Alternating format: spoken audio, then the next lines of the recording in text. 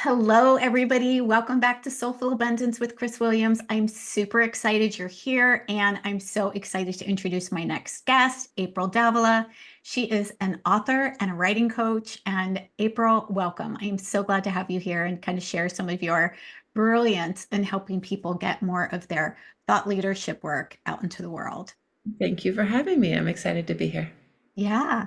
So tell us a little bit about you. What got you into being both a writer and then also a book coach? Yeah, well, I've been a writer. So my undergraduate degree was in biology, so I floundered for a little bit when I realized I didn't really want to be a scientist. But what what I found was when I was kind of left to my own devices without much to do, I was writing short stories and I really loved writing. So in 2007, I decided to get serious about that and pursue being a writer. I struggled with that for a while as well. It took me a while to kind of find my footing in that. Like quite a while. I went back to school and got my degree in writing. I was very fortunate to get a job in marketing but I couldn't quite figure out the novel and my short stories were being rejected all the time and it was just really frustrating. And then something shifted around 2016. Everything started to just kind of work. And when I looked back at what did I do, what that like changed everything, at first I didn't believe it, but the main thing I did differently is I started meditating regularly and Hmm. getting very quiet and listening, becoming more aware of my own thoughts. And at first I was like, well, that couldn't make the difference. But when I really started thinking about it, I came up with six distinct ways that mindfulness has helped me be a happier, more productive writer. And so now when I realized that, I actually doubled down and went and did a 2-year mindfulness teacher certification program with Jack Kornfield and Tara Brock. And Hmm. um, Two and of then my favorites, two of uh, my absolute favorites. they're such Yeah. good teachers, and it's such an honor to get to learn from them and spend 2 years learning. And that was the COVID years. I actually started before I started in 2019, but it was a 2-year program, so I graduated from that in 2021. And at that point, I had been helping a few writers here and there. And doing freelance work, but I started to integrate the mindfulness and I was really enjoying doing that with my clients who we were talking about fiction. And then the thing that finally kicked it off and made it official for me was the release of ChatGPT in 2022, where I started using ChatGPT to do my freelance work. And I realized real quick that my clients were gonna not need me. And so I was like, I hired a business coach and I was asking her like, what should I do? And she said, well, do you love the freelance work? And I was like, not really. I love the working with fiction writers. And she's like, just do that, like focus on that. And Yeah. it's been such a wonderful transition. Now I'm like doing this work that I love. I'm bringing the mindfulness component in, which really helps my writers get out of their own way. Because the thing about writing is you can learn how to do writing in a lot of different places. You can buy a book on craft. I have whole bookshelves full of books on craft, but they don't really address like what to do when you sit down at your computer and nothing comes. Yeah. Yeah. And it's so frustrating for a writer. And that's like, that's where I'm really good. That's what I Yeah. enjoy. Yeah. Oh, that's the juiciness. Yeah, I heard the statistic recently, and it was something like out of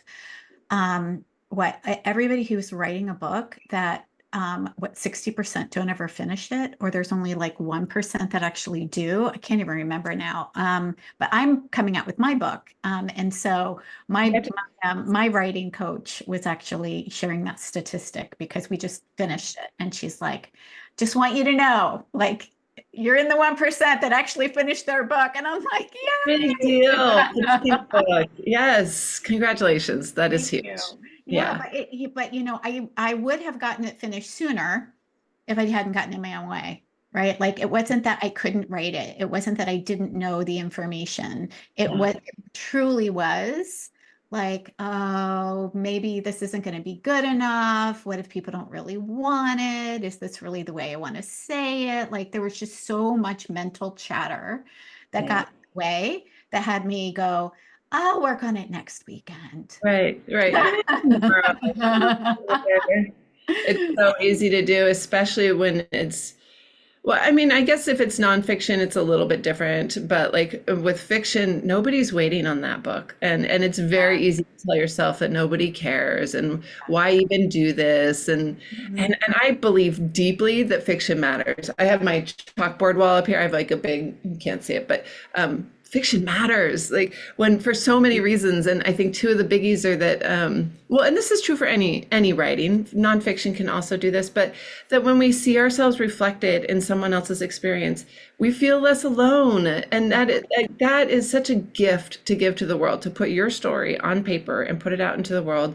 And then the flip side of that is that like when we read other people's stories who aren't like ours, we're building empathy. We're connecting with other humans in the world. Like there's so much good that can come out of sharing a story. And I that is such a core belief for me, and it's where I operate from for everything that I do. I love that. I absolutely share that with you. I love fiction. I love both. I'm a reader. I love to read. Yeah. I love good stories. It inspires me. It creates more creativity and imagination. And yeah, I just think that it's so, so important. Absolutely. So what would you say to, the coaches, the healers, the thought leaders that we have in our community who want to write, but they're like not really sure like what should they do, or maybe they're writing and they keep getting stuck in that process. Yeah. Do you have any tips for them? Well, I same tip pretty much for all writers as I begin to like introduce them to the idea of how to use mindfulness in their writing is to Yeah. just start with a 10-minute meditation before you write. Um, Mm, and so what I usually coach people on is insight meditation or Vipassana and a mindfulness of thought exercise. And this is a total game changer. So if you know you're going to write for an hour, take 10 minutes before the hour, set a little timer on your phone. And what I usually tell people is we're not trying to clear our minds or I don't know, people have all kinds of ideas of what it's supposed to be. All stop you're going to do thinking. is stop. Don't ever think. I don't want our minds to stop thinking like that's such a bad idea. No, instead what I usually coach people to do is find an anchor for their attention. The breath is always handy, but you can be the sounds in the room. You can light a candle, whatever works for you, but something to focus on.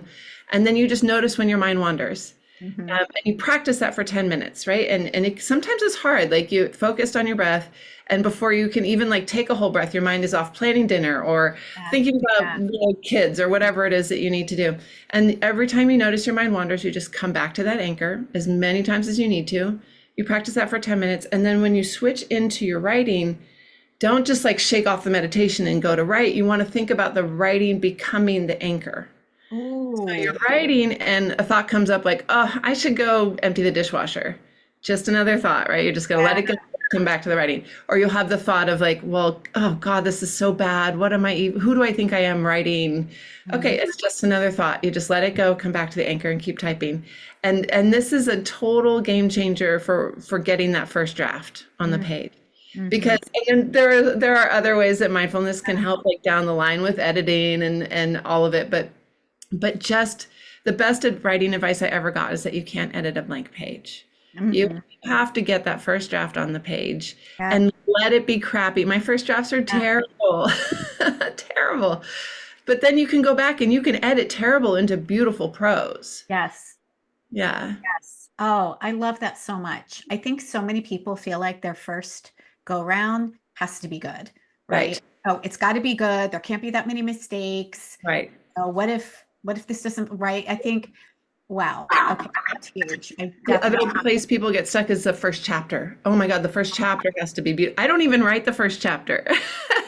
I start on chapter two and then I write it through, and then you know what everything is. Then you come back and write the first chapter. You can't even write a first chapter, fiction or nonfiction, until you know what the story is. And Yeah. that the idea that you should have everything in your head and be able to write a beautiful first chapter before you even have finished, I don't know. So that's another like little bit of it. Don't write the first. Sometimes I'll open up, I'll be like chapter one, and I'll put a few bullet points of like, I think I'm going to open with this and this. And then I just move on because, Yeah.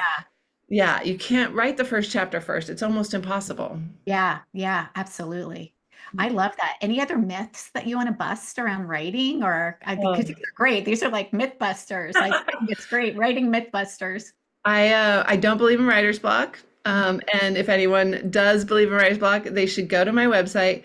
At the top, there's a little banner. So aprildavila.com, there's a little banner at the top that says, take my free webinar, Banish Writer's Block Forever. It's like a 25-minute little presentation.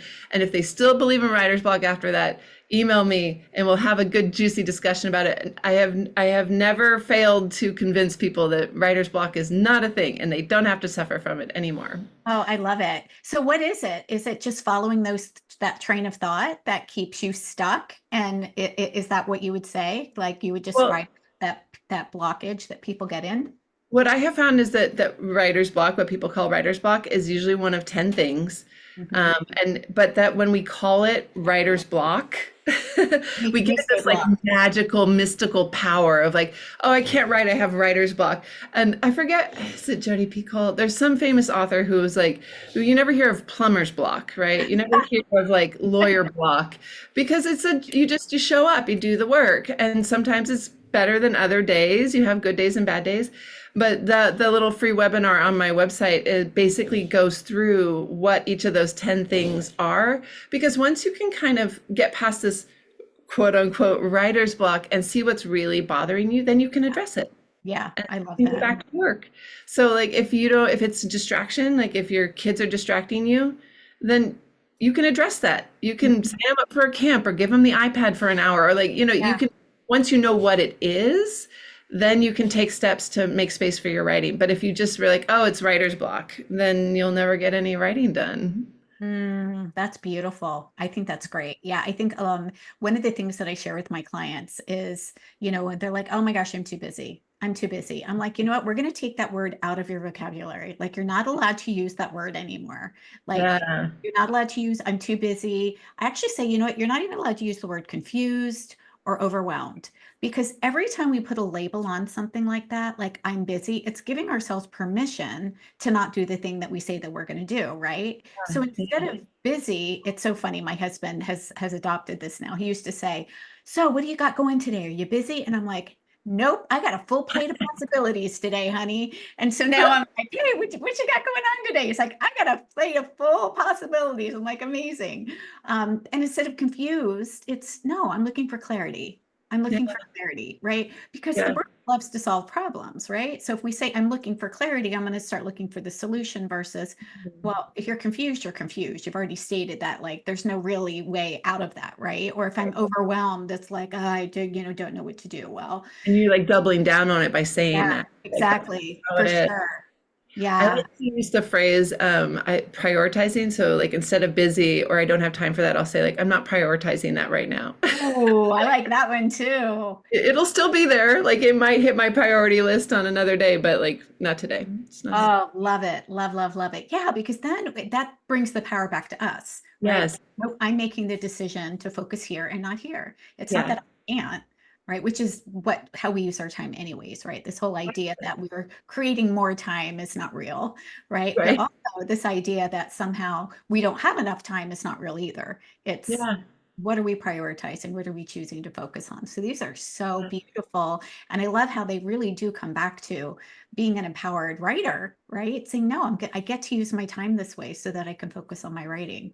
I get to use my time this way to prioritize what's important to me. Yeah. Exactly. Oh, good. And embracing that power that you have to do this thing that you want to do. And so many people want to write a book and they can. Just for all the listeners out there, you can write your book. It is very doable. Absolutely. Absolutely. One of my favorite mantras to anybody who wants to take it. She believed she could and she did. Right? She believed she could, so she did. That's been one that I have said from the very, very beginning, since back in 2010, I think. I'm like, no, if I want to do it, I can. If I believe I can, then I can. You might not have all of the pieces, which I don't think we have all of the pieces anyways. We start and we learn and we take the next step, right? But if you believe that you can, then you'll do that and you will finish it and you will create what it is that you want to create. And you'll be open to recognizing where you get stuck and asking for help. Yeah. For the internet is so amazing for help. Even just like it's going to be on YouTube for people to just come and watch. And I love YouTube. Whenever you get stuck on something, like I regrouted my shower, like thanks to YouTube. Like you can learn Yeah, right? anything on YouTube. Exactly. Oh my gosh. Like, yeah, Google's my favorite, my friend, right? And it always takes me to YouTube. There's, Yeah. something that we can tap into and ask for help. I think that is so important, whether it doesn't matter where you are, when you're trying to create something new.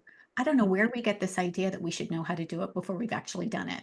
Like Like, just suddenly you know how to do something. right, Yeah. like we didn't know how to walk, right? We had to take a couple steps and fall down. It wasn't like our parents said, "Oh, you're not going to be a walker." Like Right.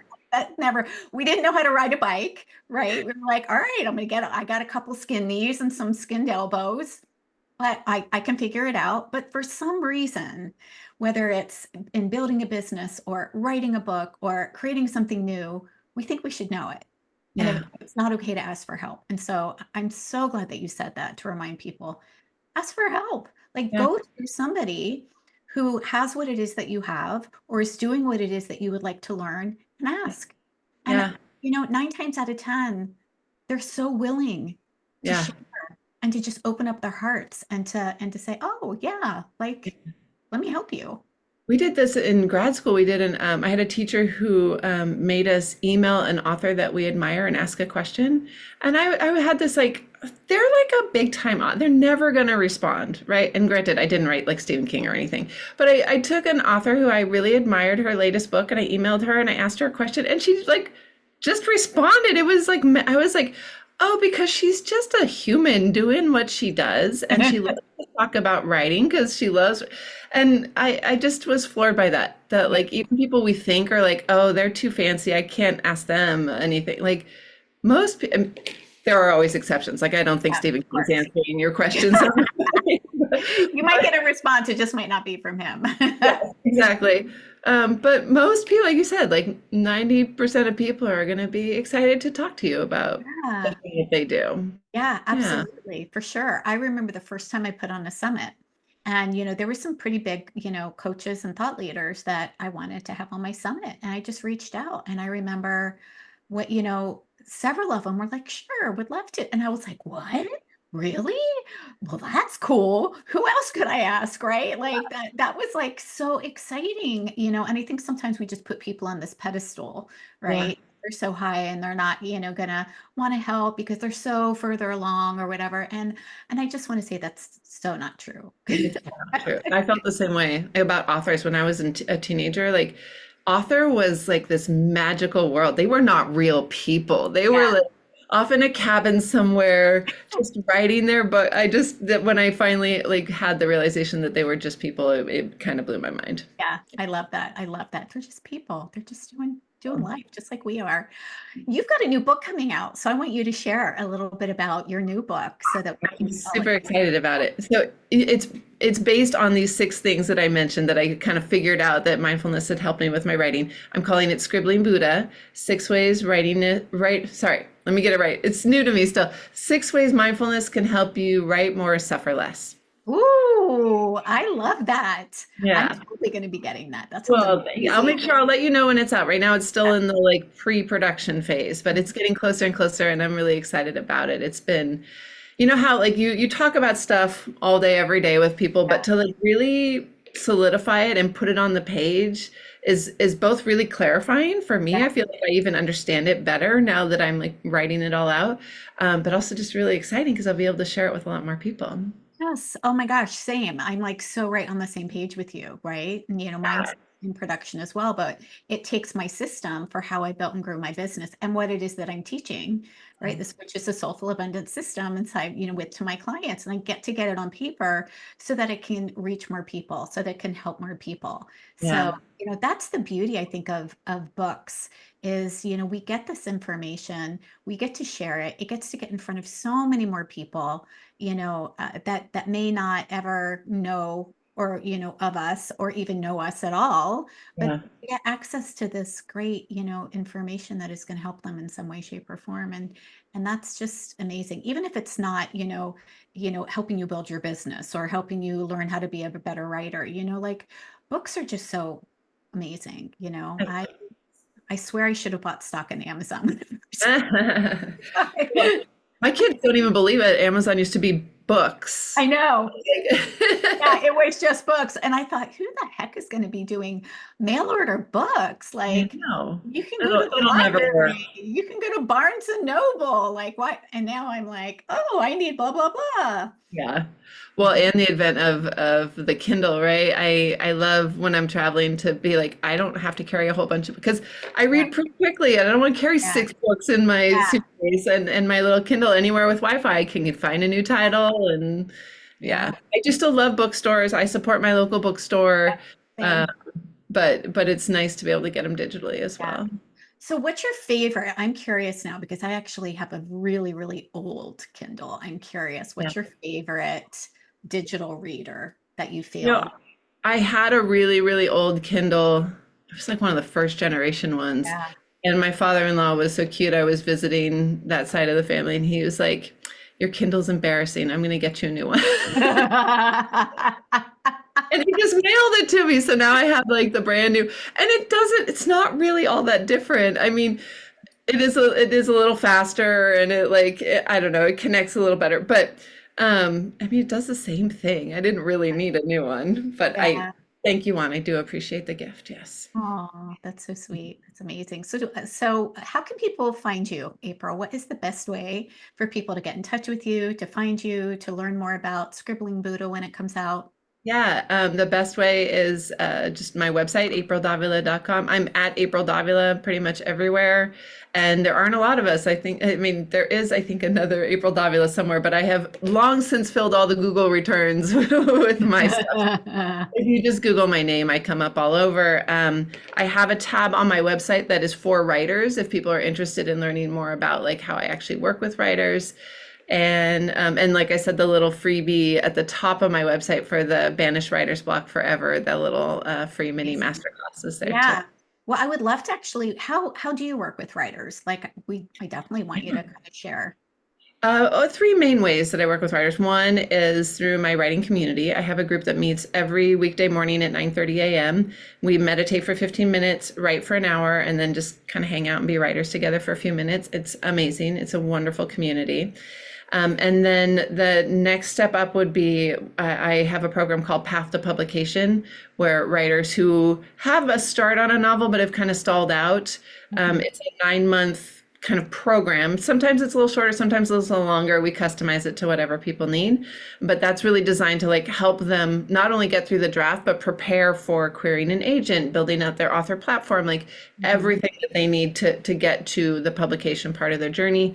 And then the last way I work with writers is that if they come to me and they already have a manuscript, I love working with people on that, like I read the draft, give them a set of notes, kind of help them figure out how to make it even stronger before they take it out into the world.